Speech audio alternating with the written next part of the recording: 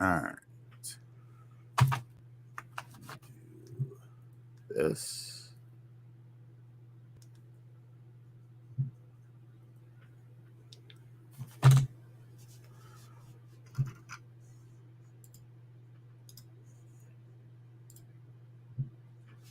All right. So we are good. Everything is on there. All right. Cool. So let me move this over here so I can see it.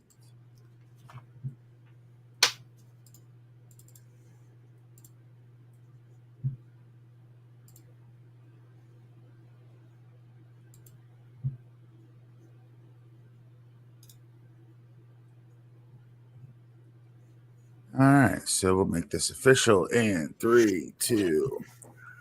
What is good, everyone, and welcome to this very special live edition of the Wrestling with Fans podcast. This is a pro wrestling podcast created by fans for fans from a fan's perspective. My name is Kyle. This is the the night one review of WrestleMania 39, and I am joined none other by the one, the only, Rick. What is good, brother? How are you doing today? Man, I'm doing good. I'm ready for WrestleMania. Feels like we just did this yesterday, right? I mean, ready for I mean, another we WrestleMania. Let's go. did kind of do this just yesterday. But again, links to all of Rick's socials and stuff are down in the comments below. But for anybody who may not be aware or just joining in, where can they find you? What do you do here on the interwebs? Game McNerdia, Game McNerdia, YouTube, Game McNerdia, Twitch. Um, we do some reviews and some food videos and things like that. Gameplay videos, top tens, things like that. So, yeah, we're ramping back up here soon. So, I'm working on the website and the relaunch for GameMcNerdia.com. So check them out. Yeah, go on. Again, all the links to his stuff is down in the video description down below. And we're here tonight or this afternoon. Night 2 of WrestleMania kicks off in about 5.5 hours. But what we're gonna do is we're gonna talk about night 1. And before we get into like all the nuts and bolts, Rick, of everything that happened last night, overall, what did you think of night 1 of WrestleMania? Overall, um, there wasn't much to not enjoy. I thought it was all great. I thought everything was presented great. I think the one thing that I didn't want to happen happened. Um, but other than all of that, I would say overall an A. I'd give WrestleMania Night 1 an A for sure. There's very few to not like about night 1, and we'll get to those some of those things throughout the entirety of the show here today. But I'm with you. I think it was an A. I think there's a couple of things that I wasn't a big fan of, really just two in particular. But we'll get to those at those matches. And other than those two, it would have been an A plus for me. But it's a solid A. Yep. Every review I've seen of WrestleMania Night 1 so far this morning has been just nothing but praise. It was so good. WWE should be very proud of the product they presented us last night for night 1. And let's get set to for night 2 tonight. But let's talk about it. So I guess let's just go in order. That Okay. probably makes it the easiest. Mm-hmm. The first match, which we knew ahead of time was going to be the first match, Austin Theory defending the United States Championship against John Cena. Austin Theory picking up the win in 11 minutes and 20 seconds. Rick, I'll let you get us started here. What did you think of this opener with Theory and Cena? It was really good. Cena was in much better shape than I expected. Usually for these returns, people aren't able to really push those kinds of times. I think Theory did a lot of work with him. I think the bumping on both of them was incredible. Just really surprised by that total 11 and a half minutes. That's a pretty solid return for Cena to WrestleMania. Definitely. And to me, this was the weakest match of the entire night, and it was still a good match. It did everything it needed to do. The only thing, and this is one of those two things that I wasn't a fan of for night 1, is I wasn't a fan of the finish. Theory ended up hitting the low blow, then hitting the A-Town down, picking up the win. To me, and I don't know if this was a Cena call or if this was an agent call or a creative call, but me personally, I would have preferred Theory a clean win as opposed to the low blow, the ref bump, all that stuff. Yeah, we talked about that.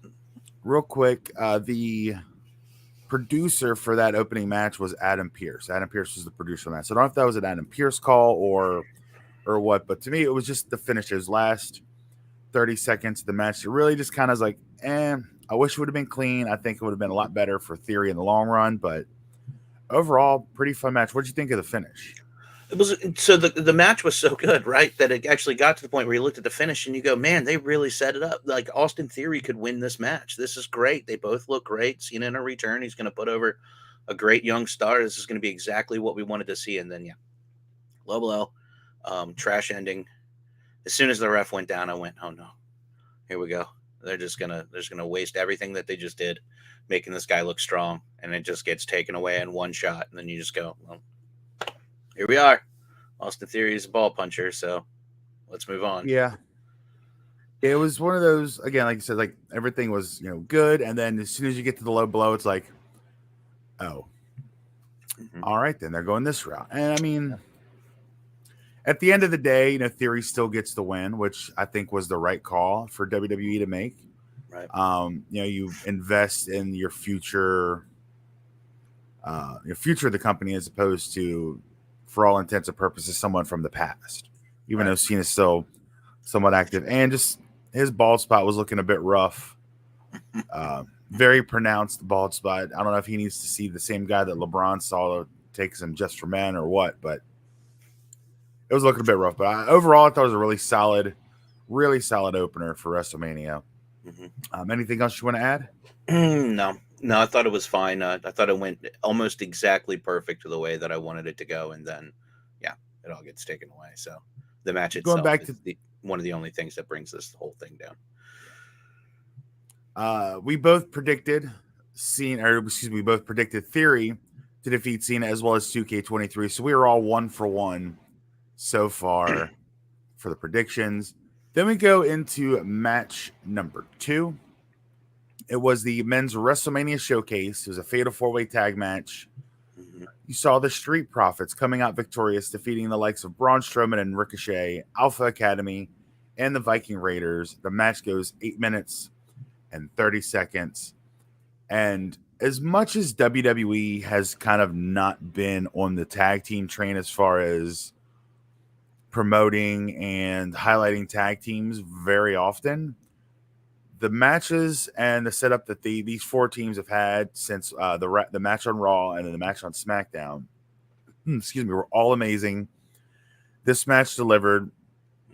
It was pretty much a spot fest and very entertaining. Lots of high spots, big moments, an overall fun match. What are your thoughts on it? Oh, it's the same thing. You haven't mentioned it yet, but 8.5 minutes for these kinds of matches is perfect. It's an amazing amount of time. If you get these things under 10 minutes, the problem is a lot of times your do audio's these because out. I can't. Oh, sorry. It says I'm up on me. Hang on a sec here. Can you hear me? Yeah, I can hear you fine. Okay. I can't hear you at all. Like your audio is not coming through at all. Okay. Let me try to. Okay. Let me check something. Give me 1 sec here. Sure. Look.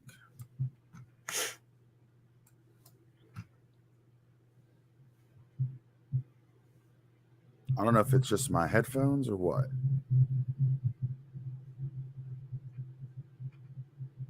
All right. Say something for me.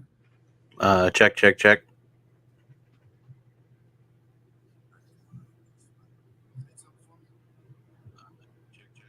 Okay, it's my headphones. So hang on a sec. Okay. Let me do this.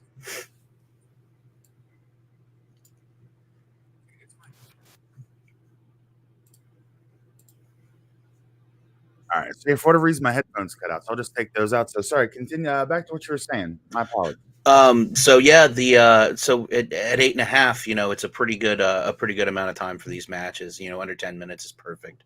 The problem that we run into a lot when they try to cram these mini tag teams into something is that they have to do rests, and everybody gets their turn, and then we go to the outside and everybody spends most of the match laying around, and um, everybody stayed pretty involved. Everybody was able to stay active, and yeah, turn it into a pretty well done spot fest, and under 10 was really good. I And enjoyed it. again, if I haven't stated this before on other shows, Montez Ford has future main event star power written all over him. Hmm. Um, he's just a human highlight reel in the ring every single time he steps through those ropes. Him and Dawkins have great chemistry. He has great chemistry with all the other participants in the match. And the good thing was, sometimes in these, four-way matches, you can kind of get lost in the shuffle. But every team had the opportunity to shine, kind of get their spots in, get the shine there, and a lot of fun. I wish WWE would highlight their tag division a lot more than they have in the past, and not just keep it about whoever's feuding for the tag belts. Like WWE has this issue where if you're not feuding for a title, you're kind of lost in the shuffle a lot of times. Yeah. And they have so many talented teams, they have so many talented performers, and it's not just a tag team thing, it's across the board. Like the women, normally if you're not fighting for a title, you're just kind of lost in the shuffle. And I'm hoping that going forward under Triple H's control that we can get, you can get tag feuds. You could, feud Yeah. two of these teams off and have a nice feud, and whoever comes out on top, you move them up to get a, tag title match or something. So Yeah. a lot of fun. And it was produced by none other than Captain Canada himself, Petey Williams. So kudos to Petey for that one. Match 3. I think this is one we're going to spend quite a bit of time on. Logan Paul taking on Seth freaking Rollins. The match goes 16 minutes and 15 seconds. Seth Rollins picking up the dub. This match was put together by Hurricane Shane Helms. He was a producer on it, so kudos to him for this. Oh, This absolutely. was a really entertaining match. What are your thoughts on Logan and Seth here on the grandest stage of them all? Oh boy, I was might have even been better than I was hoping before. Seth was great. Logan, they've really done a good job with training Logan. I think a lot of his timing was awesome. A lot of his acting was awesome. A lot of the spots were awesome. It's just he bumped well. Um, he taunted well. I don't know, man. He looked like a vet to me. It was a really fun match to watch all the way through. Yeah, he has a lot of natural gifted ability when it comes to professional wrestling. He's he's got great facial expressions. He knows how to work a crowd. He knows how to interact with the fans. He's got the moves down.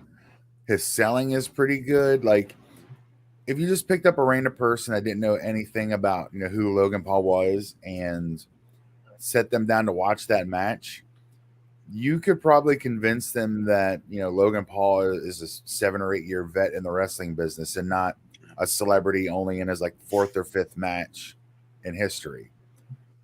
And I think like it's just a testament to just how talented the guy is. Like I was never a fan of the Paul brothers, when they were with their YouTube antics and things like that. I was never a fan of them, but when it comes to wrestling, man, Logan's just there's just something about him. Like he's got that it. He's got it. Whatever it is, he's got it. Hmm. Like he's just really good across the board.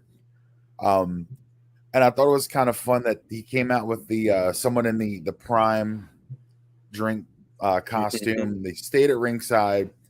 And the entire time, I'm like, it's going to be Jake. He's going to come out. He's going to call Seth the match. Like, he's going to get involved. As it turns out, it ended up being fellow YouTube star KSI, for those of you who are aware who that is. We get the one big spot outside where Logan's got Seth on the announce table. Logan goes up to the top rope. KSI is taunting him. He's doing like the selfie video. And at the last second, Seth pulls KSI down on the table, and Logan hits the massive frog splash.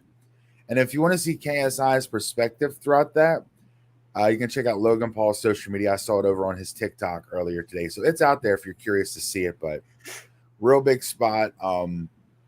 a lot more false finishes than I thought.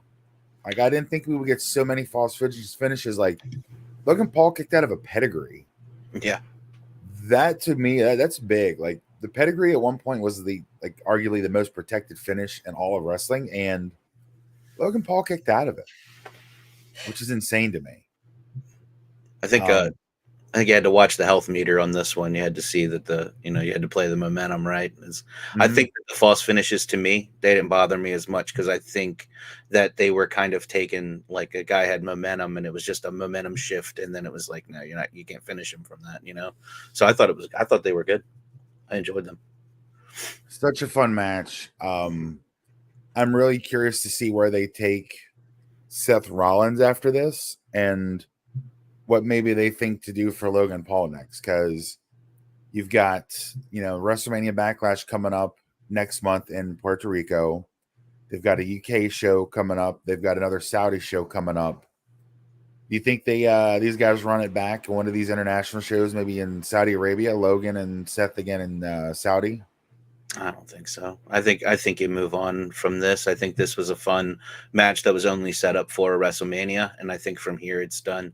I don't think you I don't think you start bringing Logan to the smaller shows and you start doing the in betweens. Maybe he comes out to do something for SummerSlam or Survivor Series, but I don't think it'll be with Seth.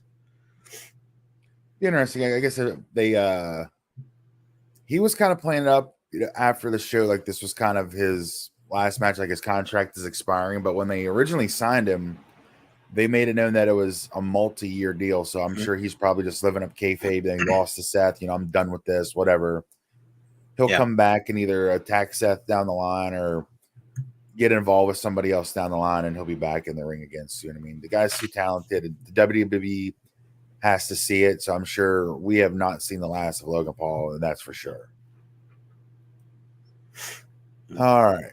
Now I want to talk about this next match, which to me involved the real MVP of the entire night. It is Oh, the you didn't catch up our you got to catch up our predictions. Yeah, sorry. predictions, yeah. So, um, for the tag match, we both picked the Profits. 2K23 picked the Viking Raiders. For the Logan Seth match, you picked Logan Paul. 2K23 and I had Seth winning, so that's where we are for that so far. And thank you for reminding me because I totally forgot. But yeah, the next match was the 6-woman tag. Trish Stratus teaming with the women's tag champions Lita and Becky Lynch, taking Damage Control of Io Sky, Dakota Kai, and Bailey. Trish, Lita, and Becky pick up the win in 14 minutes and 40 seconds. And Rick, let's just talk about the real MVP of night one, Trish's bra. Because even just on the entrance, her puppies were sitting out there for the world to see and didn't leave much to the imagination. And throughout the entire match, we didn't get a single wardrobe malfunction. So whoever she was wearing last night, she needs to put them out on social media because they would make a mint. Because if Hmm. they can hold those bad boys back, they can hold anything back. So, Yeah. but in all seriousness, what did you think of the ladies here, Damage Control versus Becky, Trish, and Lita? I said for it to go as long as it did. And that's something we didn't talk about in the last match real quick. 16 minutes of Seth and Logan felt like it didn't feel like 16 minutes. That's nuts No, that they it were did able to not. do all that in 16 minutes. It's just an amazing showing for two wrestlers. And this one was almost as long. Now they did get six people involved, six girls in there, and but Damage Control had to do a lot of work and Becky had to do a lot of work, but everybody got their spots in. Lita looked great. I think Trish looked great. And I think Damage Control really helped make that a match worth watching. The young women bumping around and doing the teamwork and the quick work, and it's obvious that they have been practicing a lot together and really working on kind of how they're developing. So I'm sad by the outcome, but they really showed that they really should keep this kind of thing going for a little while. Yeah, to me, like Trish looked really good. Lita looked rough at the Rumble, and Lita's definitely lost a step. But I mean, she's still, one of the all-time great female wrestlers, that's ever been out there.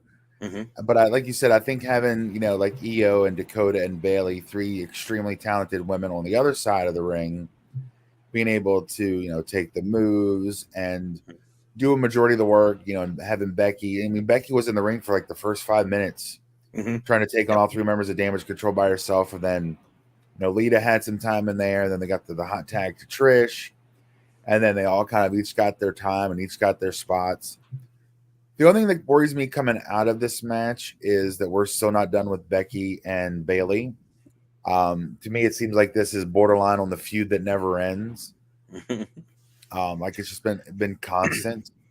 And we talked about it on the previous show. If they are going with Becky and Trish, like a Trish heel turn and Becky and Trish at SummerSlam, I'm assuming sometime in the next month or so they'll probably start laying the groundwork for that, and then build to that big SummerSlam match. But I thought it was really great. For the predictions, you had Damage Control. 2K23 had Damage Control. I picked Trish, Lita, and Becky, so I am still perfect on the evening. Mhm. And it's a recurring trend, guys. It's a recurring trend. So just get used to it. Um, but yeah, overall, I thought it was a really good match. This was probably the second weakest of the three, or of the three of the matches of the night, and it was still a really good match. Like there isn't a bad match. To say something is the weakest or the worst of the night is not an insult. It's a compliment because every match was good. Yep. Every match was good. Some just were just better than the others. Like there wasn't a bad match at all in night one, which to me just was just awesome. Yeah. All right. Anything else you want to add for the ladies before we move on to the next one? Yeah, I mean, I hope this. I hope we're still not sacrificing Damage Control to keep Lita and Trish interesting. I really hope we're not going to do that. Um, they looked really good, and they really kind of helped them put together a match that you wouldn't expect them to be able to do after this many years being out of wrestling themselves. So Yeah. I hope this isn't it for them, and I really hope they're not just background noise to Becky and Bailey. I hope they go on to do something different, and Yeah, I this don't seems want like it. one of those sheets like with what we'll talk about for tonight's WrestleMania card, Finn Balor and the Demon, where it just never ends. It's just something a little different every time. And I'm hoping, Yeah. I mean, like I said on the previous show, I'm a huge fan of Bailey and Dakota and Io. Hmm. But just having them constantly lose is not good for them. So I'm hoping that maybe they can regain the women's tag belts, get into a meaningful feud with an actual team, and just kind of move the story forward. I mean, of all the things on WrestleMania Night One, I figured this we could potentially get a rematch at WrestleMania Backlash. Of all of the matches, this is the one I'm pretty sure that we'll get some kind of rematch, Yeah, we could. and then they'll probably, I would assume at that point, kind of branch the story out. If they are going to go with Becky and Trish, they can do that, and then they can have Damage Control go after somebody else, and Hmm. but it'll be interesting. But either way, overall, really really fun match, and the Yeah. pull my cheat sheet here. TJ Wilson, aka Tyson Kidd, was the producer for this match. All right, moving right along. One of the most anticipated matches of the entire weekend: father versus son. Rey Mysterio versus Dominic Mysterio. Rey picks up the pinfall win at 14 minutes 55 seconds. We got another 15-minute match here. This is where the number two thing comes in that I had a problem with. You have what I consider the second best storyline. You have the Bloodline, the KO Sammy, Cody Roman. We'll just call it the whole Bloodline story, even though it's kind of two separate. So you got 1A, 1B. The second best story going in was Rey versus Dominic. Hmm. You have a blood feud between father and son, and the first time ever where father versus son on WrestleMania and WWE. And the match was sponsored by Cinnamon Toast Crunch. They had the branding all over the ring, all over the guardrails, all over the ring posts of any match. I get Cinnamon Toast Crunch wants to be a sponsor. WWE wants to promote their sponsors and have these sponsored matches. This was not the match to make sponsored by Cinnamon Toast Crunch. That is a huge misstep in my opinion. I've seen a lot of stuff online about it where people weren't happy about it either this morning. But again, they're a business. I get it. They got to get the sponsorships in there, but they could have picked some. They could have made this about like the tag. No, the tag match was the taxes, right? Which one was the Intuit Turbo Tax? That was the next match, wasn't it? Was it the I next thought that one? they. No, it was the match. The main event. Main event was Into It TurboTax. No, which one had the into? No, the men's tag match had the Intuit logos around everything, like they did this one. Oh yeah, I knew it was one of the earlier matches was into where they had like the Intuit on the ring apron, the ring yeah. post, the Every railing, screen in the the arena guardrail. said Into It. Yeah. So yeah, they. I mean, again, they could have put Cinnamon Toast Crunch on any of the other matches before, but other than that, what what did you think of? Actually, let's start first before we get into the match. What did you think of the entrances? Dominic kind of getting the movie coming out of the prison cell, being brought in the prison van, being escorted to the ring in handcuffs by correctional officers, by cops, and then Ray comes out riding with Snoop Dogg, coming out to Eddie Guerrero's music, and then his own music kicks in. What did you think Yeah. of these entrances? Because to me, these were the best two of the entire night. Yeah, they were. I think Dominic's was unintentionally hilarious. I think that they really thought that this was going to be like people were going to be like, "Wow, this is really cool. He really has hardened." But it was like you're watching it and like they even play it. Like they try to replay the part where he talks about like how I was on the inside and Mm-hmm. and everything. And now here they come bringing him out. And it's just it's funny. That was unintentionally funny. It looked amazing, but I couldn't help but giggle a little bit. The Rey Mysterio intro was incredible with the three songs playing. Um, so I really enjoyed it. That's two of the better. It's the better combination of intros I think I've seen at a pay per view in a long time. I mean, they were a lot of fun. Instead of having a live performance for an intro, they went with something more fun, and it's a million times better than having live music play people out. Yeah, I was kind of curious what Dom would do. I figure Ray would probably do like maybe his WrestleMania 23, where we have like a traditional headdress, something really cool. But with Dom, he came. I like as soon as I saw him sitting in the prison cell, I'm like, what are they? Are they showing like a recap video? And I'm like, oh, this is his entrance. Like this, they're showing a movie before the entrance. They're bringing him out of the cell. Like Yep. so innovative, very very cool. It was that was I as much as I loved Ray's entrance. Dom's was just great because it was just so tongue in cheek and spot on. And then he gets out of the van and like he can't get his hood off because he's handcuffed and he's got the Rey Mysterio mask on. Kind of it's almost like a slap to his father's face. hmm And then we hear Snoop playing. He comes out in the lowrider. Then we get a little Viva la Raza, little Eddie Guerrero music playing hmm before Ray's music kicking in. A great way to honor the late great Eddie Guerrero. And the other thing I want to talk about before we actually get into the match was Ray's mask. Because when we were still watching it last night, I'm like, that looks like a Muda mask. Like it looks like it's based off of the great Muda's most recent mask. And it wasn't until seeing the press conferences afterwards where they actually asked him about it. And you can see a real clear picture. Ray's mask was absolutely fire. Paying homage to the great Muda who just went to the Hall of Fame this weekend. Great entrances. I expect some tonight are gonna Demon and Edge might top this, but so far this has been the best entrance of the night. But now now that we've done talking about that, let's talk about the match itself. What do you think of Ray and Dom in ring? So yeah, so Dom kind of like out of frustration is a suddenly much better wrestler, and that's good. I mean, eventually he's got to get better. So now they're at least letting him wrestle well again. I thought he was good. I thought he looked really good. They played in a lot of the story with bringing out the guys. Of course, everybody knew it was coming. Um, there were the rumors beforehand of LWO possibly showing up and everything. But personally, I thought Ray was amazing. Um, I think he wrestled really well. I think he told the whole story himself. Um, I think I think people are gonna not realize what we lose when we lose Rey Mysterio. Um, After everything he's done, he's absolutely earned the Hall of Fame, and I mean he still has it. So I just really enjoyed the match. I thought Rey Mysterio deserves all the credit in the world for what he's done with this storyline and what he's doing with Dominic, and he'll make him better in the end. And I mean, yeah, it was a great story.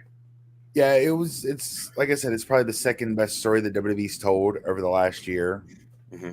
Not even really last year, the last 6 months, because this really didn't start till around Clash at the Castle last fall.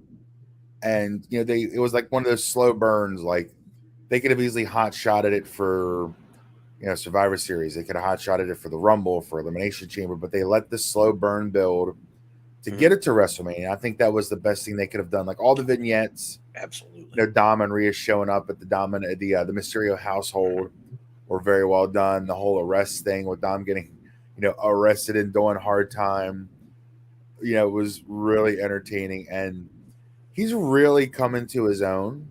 Whereas before he was this like white meat baby face. Oh yeah, I'm Dominic Mysterio. I'm Ray's kid. But he's really coming to his own. Being able to play off of his father in that way and play off of Rhea Ripley in that way. And I thought the match was excellent.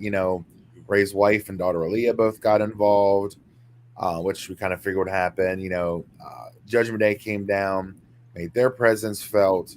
The LWO, which I thought was amazing, having Legado del Fantasma come out in some old school LWO shirts was fun. Again, a couple of false finishes, but I think in this case it worked out very well because both men, wanted to win so bad that I think you kind of had to do several false finishes just to make it more believable that these guys are literally giving it all they have in this match. And none of these matches, I mean, I think you commented about it on one of the other ones. None of these matches felt like they were as long as they were. Like this was a fast 15-minute match. Yeah, it was. Yeah. And I think it's just, give credit to the producers and the creative team and whoever's timed out the show that none of these matches felt like they dragged on. Oh no. They were all good. They were all fast paced. And I have a feeling we haven't seen the end of this feud, and I'm perfectly okay with that. Um, I would assume this is another one that we'll probably see at WrestleMania Backlash. In some, may not be another one-on-one. It may be Judgment Day versus the LWO Hmm. in Puerto Rico, which I think would be a great way to highlight their Latin background for all parties involved being in Puerto Rico. So I fully expect that to get a highlight at WrestleMania Backlash. But again, a really fun match, and I just want to say thank you, Rick, because during our previous show, you kind of talked me into going with Ray instead of Dom because I was originally on Dominic Mysterio. So 2K23 had Dom going over. We both picked Ray, Hmm. and I am still perfect on the night. Just Yeah. toot my own horn there for a moment. But yeah, overall good match. Anything else you want to add to this one? Dom's character work. He's 2 or 3 more years. Dom might be the best in the business at doing promos and doing character work, and hopefully he stays heel. Mm, I think he's got a lot to give there. I think he could be kind of a top heel at a really good like intercontinental or U.S. title level. I think he's got a lot to give to the business that way. It looked great. He had a great look the whole match. He had just great with his reaction and everything that he was doing. And yeah, I enjoyed it a lot. So I think a he's lot of learned a fun. lot from everybody very quickly. Yep, and like I said, it didn't feel like a 15-minute match. No. It was good. Like the whole night kind of flew by. The next thing we know, it's a little after 11, and there's still one match to go. But this for the producer for this one was Jamie Noble. So kudos to Jamie Noble for laying this one out as well. Awesome match. And the producer for the next match, Jason Jordan, and it is the SmackDown Women's Championship match. It was the second longest match on the card, but not by much. Rhea Ripley dethroning the Queen Charlotte Flair in 23 minutes and 35 seconds. Rick, start us off, man. What did you think of Rhea and Charlotte here? You knew what was going to happen. Everybody knew what was going to happen coming in. I don't think anybody was fooled. Um, but what I think that people forget because of all the backstage silliness and the rumors going on around about Charlotte's attitude and how she deals with people. I think it's something that gets forgotten that needs to be remembered every time you go into a match with Charlotte Flair. It's going to be a pretty good match. Um, she bumps great. She really puts everything out there. It always looks just wonderful. And she did it again. The high spots in this match were amazing. At times it was scary. Like they were actually Mhm. frightening times in this match where everyone thought something really bad might have just happened. But man, she just did so well with Rhea. The two of them working together like this. I don't know what happened that changed things from their last match to this one, but this looks like they decided they were never going to do that again, and this was going to be, a top match. And I would argue that I think this was the match of the night for sure. Oh yeah, this was definitely the best actual match of the night. I do not disagree with you there. It was way better than their match 2 years ago, 3 years ago, whenever that was during COVID Mania, where Charlotte beat Rhea for the NXT Women's title. Um, in those last couple years since that match, Rhea's gotten on a completely different level. Hmm. I mean, Charlotte's still Charlotte. The Queen's gonna queen, Hmm. but Rhea has just upped her game so much that she is on a completely different level than almost any other woman in the WWE right now. And that's just a total package, not just her in-ring work, but her character work, Hmm. her work rate, as all the smart fans like to say. She is just a total package, and she is only. I heard somebody say her age earlier, but I just want to double check. I'm going to confirm. She's only 26 years old. Wow. 26 years old, and just for uh, reference, Charlotte is 36 years old. So Charlotte, she has been around for a while. She's still probably got several good years left in her. She's closer to the end of her career than the beginning. Rhea is 26. Can you imagine what Rhea Ripley, where she's going to stand in the grand scheme of things when she's Charlotte's age in 10 years? Like, she is the future of women's wrestling Yeah. for WWE and just women's wrestling in general. Yeah. Just for other reference, Becky Lynch is also 36. And then Bailey, who's another one of those ones, she's 33. So she's a few years younger. But I mean, you got someone, as good as Rhea is at only 26 years old. It's going to be an amazing ride to watch over the next decade with Rhea Ripley. But these two ladies completely tore the house down. Yeah. A lot of false finishes, but I think again with their history, granted, this was one of the weakest stories going into the match. Yeah. But they had a lot of history, and I think with the match they had a couple years ago, they really told a good story of that. Both of them felt like they had to beat the other. Like it wasn't like, oh, Rhea just wants to beat Charlotte to win the belt. There's a whole I need to avenge the loss at the last WrestleMania we had against each other.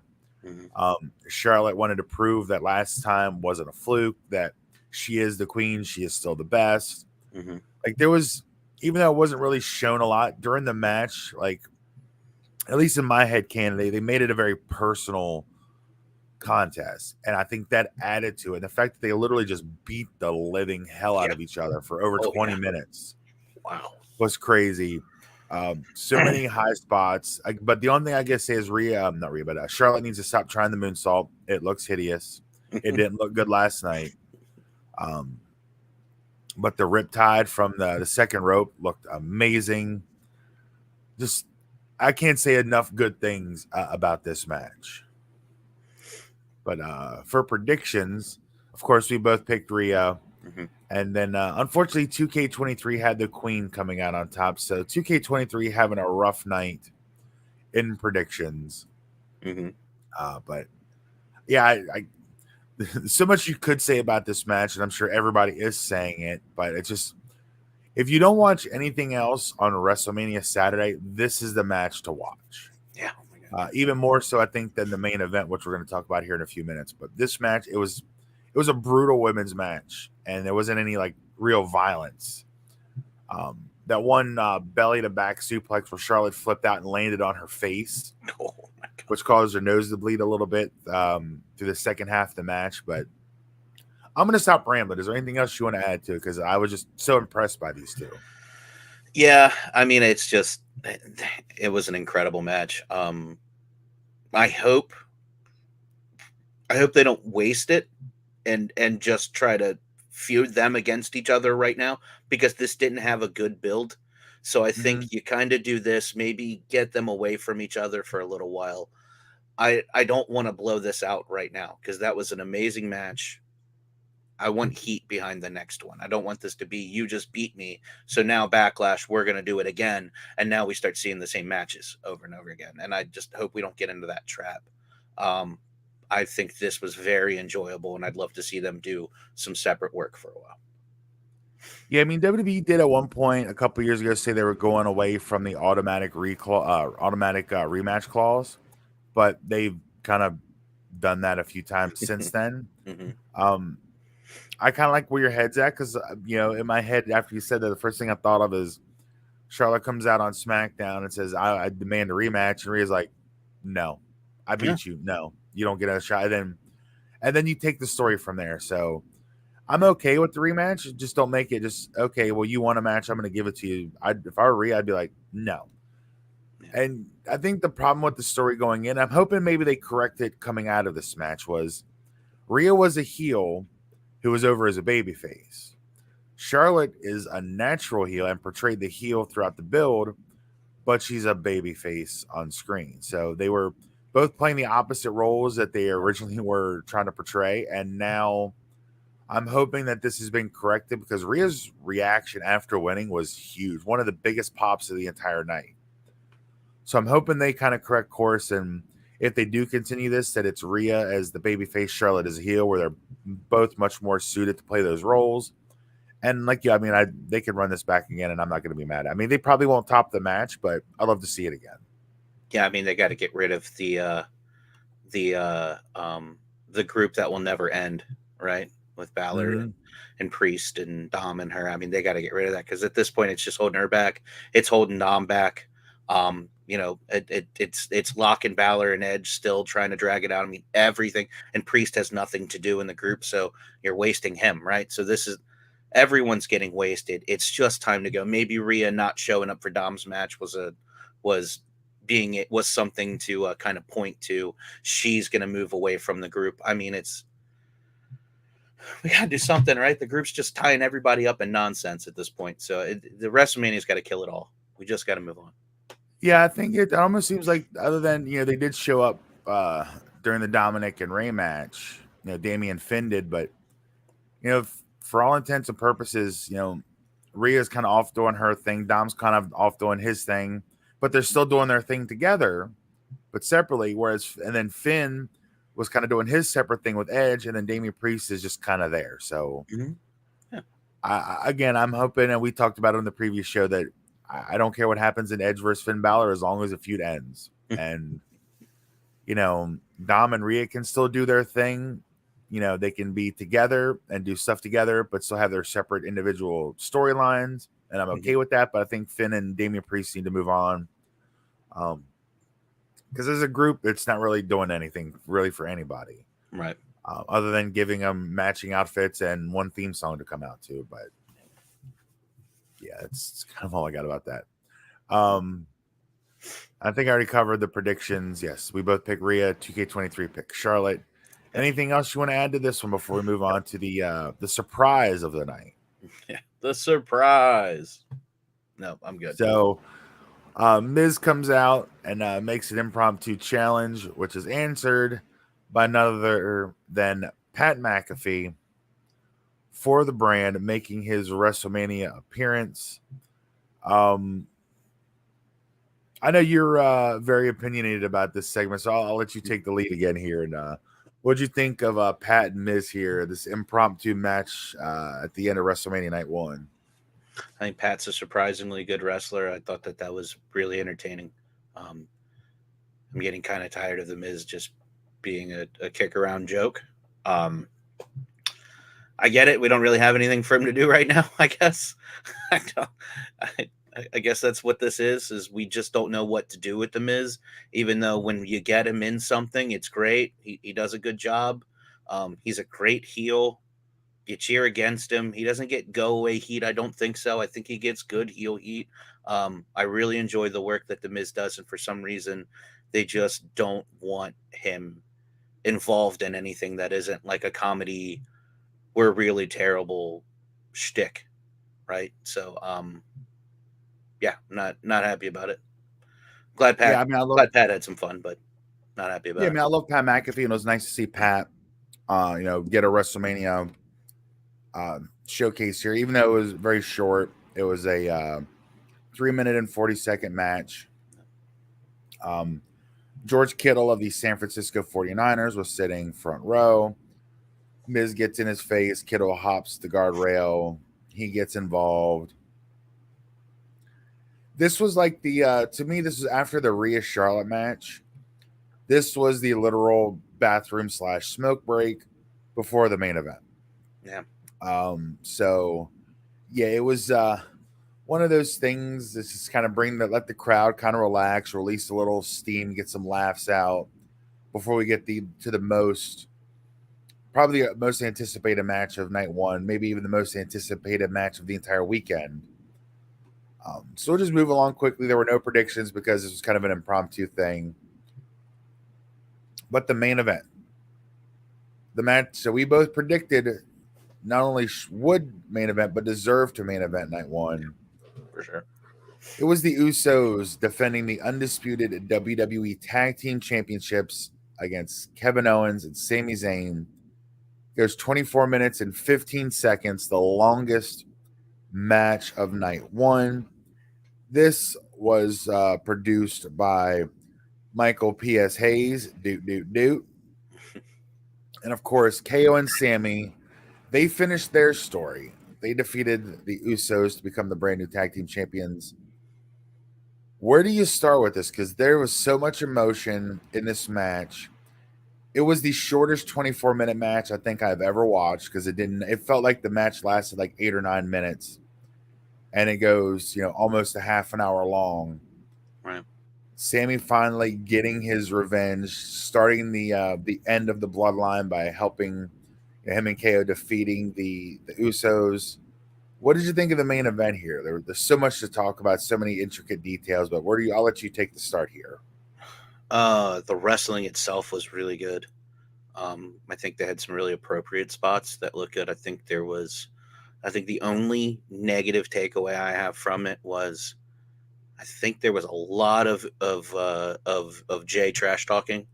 Mm-hmm. That seemed like it was wasting time. So either he's completely out of his mind, mental, and should be like over the top, like I can't stop punching this guy, or he's kind of fighting with himself and he's kind of walking away and kind of like having these times where he doesn't know what he's going to do next. But the over the top trash talk was just kind of a weird rest stop for me. Like it didn't feel like it fit the story very much at times because there was a lot of it. Um, but the spots, I mean, all of the spots were really good. I thought that I thought Sammy looked great. Kevin Owens looked great. Specifically, Jimmy looked great from the USA side, I thought. So I just had a really good time. I thought that Yeah, all the four back and forth guys was great. were really, really, really good. I mean, the Usos are arguably the best tag team WWE has had in the last decade. Mhm. Kevin Owens and Sammy are just so good together, whether it's tagging or one on one. There was so much story, so much built because this is the longest running story WWE's had for a long time. Going back almost 3 years. Um, Jay being the right hand man. And I even talked about this while we were watching last night. This is as much Jay's story as it was Sammy's. Yeah, And I think in my head, the way I'm thinking, hearing you talk about all the trash talking he did during the match, I think it it was a lot, but I think it kind of plays off of how Roman's matches have gone, where he is very vocal during the match and just kind of slowed it down. yeah, So that's maybe true. they use this as kind of the match started off fast, and then it kind of, I never really lulled. It never really slowed down to the point where I was like, wow, this No, match is going on forever. But yeah, I guess they maybe use that part to kind of slow it down and then build back up to, the big finish. Jay even hitting the haluva kick on Sammy for a close fall there at the end. that's awesome. Yeah, Um, I did see somewhere this morning that they made a comment like everybody complains about like the Young Bucks matches have being super kick parties, but according to this person on Facebook that I saw, there were 26 super kicks in this match between the Usos and Kevin Owens. So there were a lot of super kicks, but to me, it never stood out as, oh my God, that's just a super kick party. I thought it was, done well. Yeah, that's not a fair comparison at all. No, but I just thought it was weird, like, because I never even picked up on how many super kicks there were, but apparently there were 26 in that match last night, which seems like an awful lot of the same move over and over again. Well, the Usos do the kicks, right? I mean, that's They've always been been doing part them of the since they Usos. Yeah, started. and Yeah, I and mean, it's Sammy, I mean, Sammy's special move is a kick, right? And then mhm. that's just three of them kick a lot in their matches already. So yeah, you just put three of them together. That's what they do. But I just thought it was an interesting point to bring up. Someone had made a comment of it in a Facebook group that I'm a part of. But Mhm. the one cool spot which I wasn't expecting, I thought we were going to get the Spanish announce table after it had been put back together. Was going to get destroyed again, as it turns out. The Usos kind of double choke slam KO into the main announce table. Mhm. And at this point, this is where I'm like, man, they might have the Usos win because they had isolated Sammy for so long, Mhm. several false finishes and near falls, and then just out of nowhere, Kevin Owens appears in his corner. So throughout this like 5 or 6 minute stretch, he recovered, and I'm assuming crawled his way around the back of the ring, and then just popped up in his corner just in time for the hot tag. And really, really good.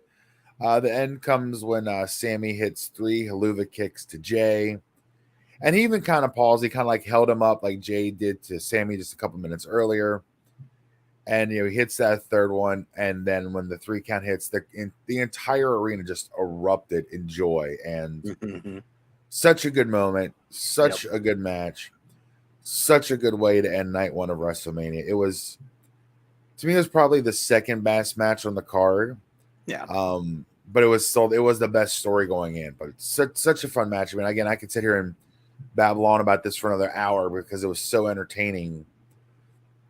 Watching what these 4 guys were able to do, and it'd be interesting to see what that spells for Roman Reigns tonight at night 2.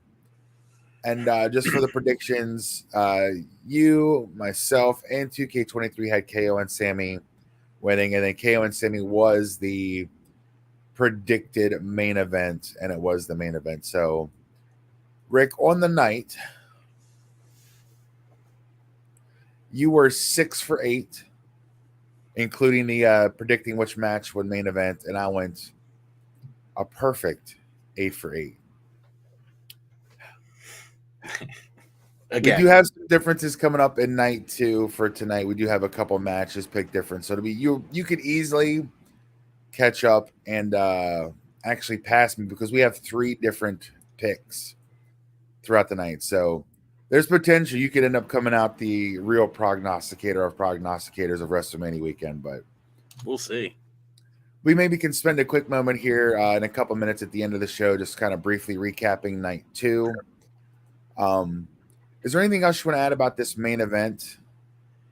God, has there ever been a pay per view that has ended so satisfying? Like, I get that there have been some better, um, final matches, but has anything ever ended with the way Rey Mysterio, the way that plays out with Rey winning and overcoming Dom in the end in a pretty satisfying match, right? Rhea finally getting that win back over Charlotte in a match of the night fashion, how incredible that match was.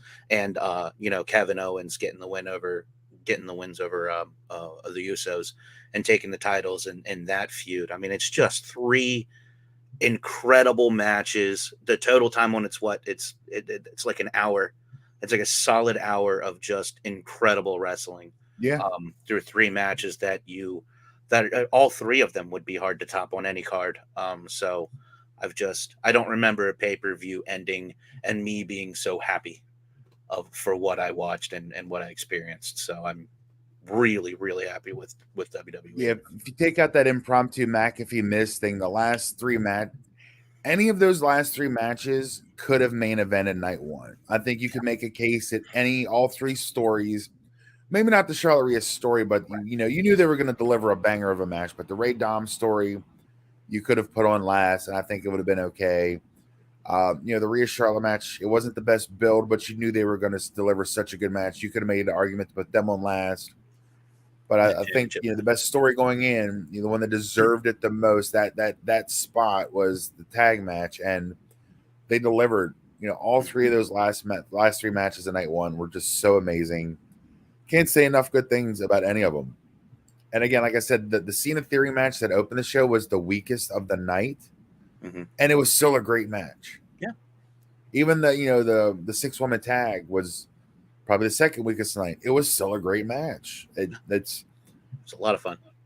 the Miz and McAfee thing had its spot, and like I said, I think it's probably just to let the crowd kind of come down a little bit and have some fun for a few minutes before the big emotional ending. But They're pretty happy to see Pat.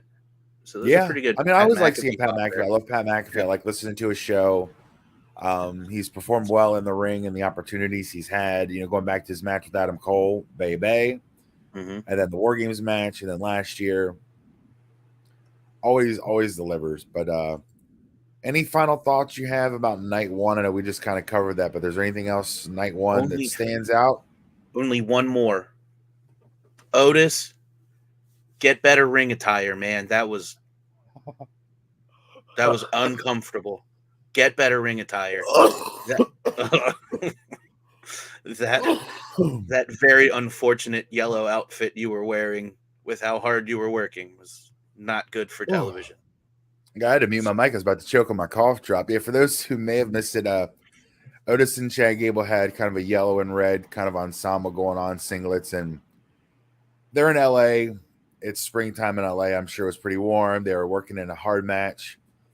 Otis climbed up on that second turnbuckle, and you see his back sweat, and then when he climbs up and bends over, you see that ass sweat. So, yeah, maybe be a little more mindful. It's a massive thing in the just middle a of his big ass. Almost looked like he had like a diarrhea spot coming out of his ass there, but everyone in the room all at the a same time. little unfortunate. But yeah, I think I'm glad you remember that because I had kind of wiped it from my mind. So now I've got that You're welcome. big yellow thing. So thank you for that. You got to get that in GIF and start putting it on the show every once in a Yes. while. All right, real quick. Let's talk night two. Now we've already done the full preview show. If you want to get our full thoughts on that, make sure you check it out on the Wrestling with Fans YouTube channel. But Rick, we have 6 matches on slate for tonight, night 2. I don't think there's really a really bad spot. I mean, Brock and Omos might be the weakest of the entire night 2, and 100%. it could surprise us. I don't think it's going to be a show stealer by any means, but if night 1 is any indication, because there was a couple of times for night 1, I'm like, man, this match could suck, and everything delivered. Do you think what really stands like? What are you looking forward to the most for tonight? Edge and Balor and the hopeful end of that whole thing. But match wise, Edge and Balor, I think they have the capability of doing really ridiculous things in the ring at any time. So I think Edge has shown that even at his age, he had so much more left with wrestling. I think his stuff with Randy Orton, no matter how you feel about it, the stuff with Randy Orton still had some really good wrestling in it. And I think Edge since has had some really good wrestling when he was running the group to now. Coming back and forth with the various team members. I think he's got a lot to give. So I'm really looking forward to the two of them in a Hell in a Cell, with it not being a pay-per-view, with it being an actual, this is a match that deserves it. Let's see what happens. And so I'm excited. I'm excited for it. Yeah, and I'll reiterate again, I'm excited for the entrances because, we're going to get a Demon Finn Balor entrance. On these big matches, Edge always has something big up his sleeve. And, if you believe the rumor and innuendo that, Gangrella's in LA, we might get some kind of Brood themed entrance, which I'm all for. I'm all for it. And they're going to deliver an awesome match. I have no doubt. I just want the feud to end. I'll say that. But to me, of course, Roman and Cody, everybody wants to see that. Can Cody finish his story? But to me, I think what could potentially steal the weekend, I think if any match on night 2, there's 2 that I think have the potential to top Charlotte and Rhea. One is the Edge Finn Balor match, and the other is Gunther and Sheamus and Drew for the IC title. That is the match I want to see more than any, because these three guys are all kind of cut from the same mold. They're big, beefy boys. They're out there slapping meat. Mm-hmm. Gunther's going to probably break some blood vessels in one of their chests. It's going to be just brutal, and I'm here for it. I'm so looking forward to that. And hopefully the card doesn't go till midnight so I can stay up and watch all the way to the main event, and I don't have to watch in the morning. But I'm looking forward to it. And I guess I'll recap what we have for predictions for those that may have missed the prediction show. But we're both picking Gunther. 2K23 picked Sheamus. You picked the Demon, Finn Balor. 2K23 and myself picked Edge. In the Fatal 4-Way match, you're going with Liv and Raquel. I'm again once with 2K23, Ronda and Shayna. The other match we differ on, Bianca versus Asuka. You have Bianca retaining, myself and 2K23 predicting Asuka to win. And then the last two matches, we all pick Brock Lesnar and we all pick Cody Rhodes. So just recapping the predictions for tonight's night 2. It's going to be another fun night of wrestling action, my friend. I'm very looking forward to it. Is there anything else you want to add before you're ready to wrap things up here? Anything else night 1 related, or looking forward to night 2? Looking forward to night 2, man. 4.5 hours away. I love the way that it was split up. I think they did a good job dividing matches up. I like 3 championship matches, 3 championship matches. I think sneaking that Pat McAfee match in with Miz, I think that might have foreshadowed, right? Because there was 5, 6 surprise matches that were rumored going into this thing. And we got one we didn't expect night 1. So that almost makes it feel like now we're looking at 8 matches to 6. What's the surprise match tonight going to be? Is there going to be multiple? I think there's a lot of surprises for tonight that we don't know yet. Yeah, I mean, there's talks that Lashley could come out and make some kind of open challenge. There's still the possibility that Bray Wyatt shows up tonight to accept that. I mean, we don't know. I mean, I think for what he's done for the company, and even in the last 6 months alone, LA Knight deserves some kind of highlight on night 2. So I don't know if that means he comes out to answer a Lashley challenge, or if he comes out to run his mouth and he gets answered by maybe a surprise Stone Cold Steve Austin. Like, there's so much that we don't know. And, so many possibilities out there of people that aren't on the card that, deserve to be on the card. But yeah, I'm looking forward to it. We're going to have another fun night. I guess let's make a fun little prediction. What match opens night 2? What do you think opens night 2? I like they open with another championship match. It'll probably be Gunther and Sheamus. I'm within that too. I'm thinking we open with the IC title match tonight. Yeah. Now Wikipedia was pretty spot on with the way they list the matches. So here's how they have them listed right now on Wikipedia. It's the IC title match, the women's tag match going on 2nd, Edge and the Demon 3rd, Lesnar and Omos 4th, Bianca and Asuka 5th, and then Roman and Cody closing out in 6th. So we'll see if that holds true. I mean, to me, that's a good lineup. It kind of does the wave, and then Bianca and Asuka, there's really no loss. So if they do anything, they might do a surprise after or right before the main event to kind of give people a chance to stretch their legs, use the bathroom, grab a beer, get ready to buckle in for that big main event. But it's gonna be a fun night. I'm looking forward to it.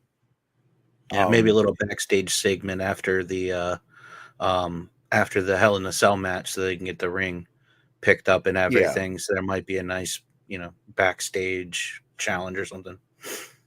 Some legends backstage. I'm sure there's always a ton of people. Everybody's in town for WrestleMania weekend.